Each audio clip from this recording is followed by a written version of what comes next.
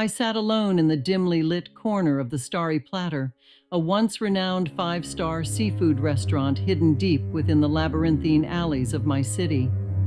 The restaurant was rumored to have the most exquisite dishes, with its halibut preparation being a coveted secret among the elite.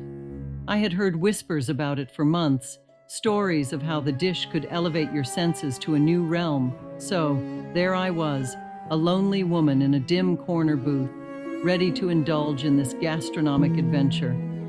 The ambiance was eerie, with walls painted in faded seafoam green and rusty lanterns hanging from the ceiling.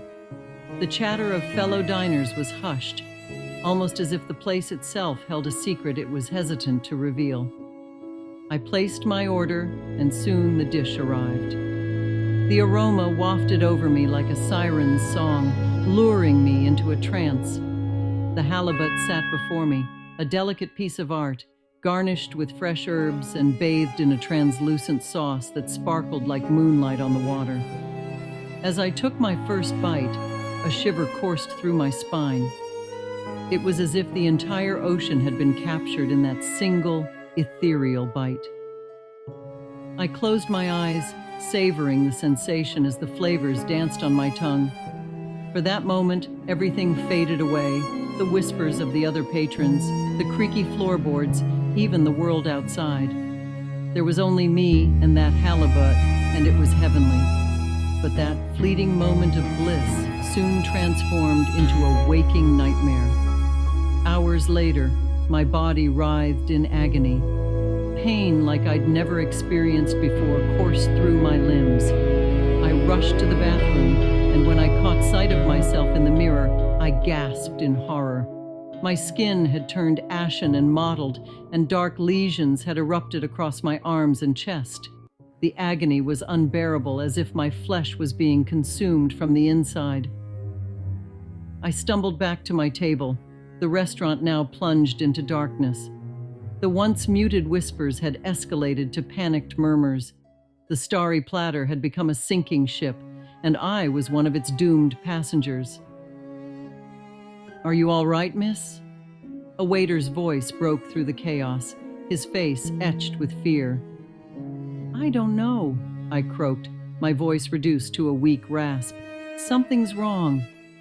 Other diners nearby were now afflicted as well, their bodies contorted in pain, their faces twisted in silent screams. It was as if the very air we breathed had turned toxic. An ambulance was called, but it was too late for some. By the time the paramedics arrived, several patrons had succumbed to the inexplicable agony, their bodies withering away like leaves in autumn. I was rushed to the hospital, but the doctors were baffled. None of them had seen anything like it before. Tests were run and samples taken, but they offered no answers. Days turned into weeks, and my condition worsened. The pain was relentless, and I watched in horror as chunks of my flesh began to slough off, leaving raw, gaping wounds in their wake. I had become a living nightmare, a prisoner in my own decaying body. The doctors labeled it a rare, flesh-eating bacteria, but they had no cure, no treatment to offer. They could only watch as the disease consumed me. I was placed in isolation, my only company the relentless torment of my own body.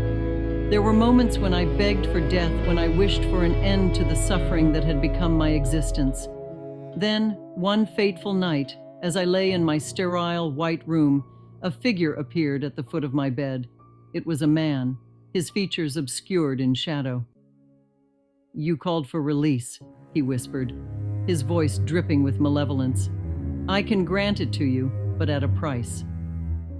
I had little left to lose, so I nodded, tears streaming down my ruined face. "Very well," he hissed, "your soul in exchange for freedom from this torment." With that, he extended a bony hand toward me, and I felt a cold, searing pain as he ripped my very soul from my body. I watched in horror as it took on a twisted, monstrous form, writhing and contorting before vanishing into the shadows. The pain in my body ceased, and I knew that I had been granted the release I so desperately craved. But it came at a terrible cost. I was left soulless, a hollow shell of my former self, forever tormented by the memory of that cursed halibut. As the years passed, I wandered the city streets, a ghostly figure with hollow eyes and a wretched, soulless existence. The city had moved on, oblivious to the horrors that had unfolded within the walls of the Starry Platter. But I knew the truth. I had tasted the darkness that lurked beneath the surface, and I was forever haunted by the price of my fleeting moment of culinary ecstasy. In the end, I had paid the greatest price for a dish that promised heaven, but delivered a hellish nightmare.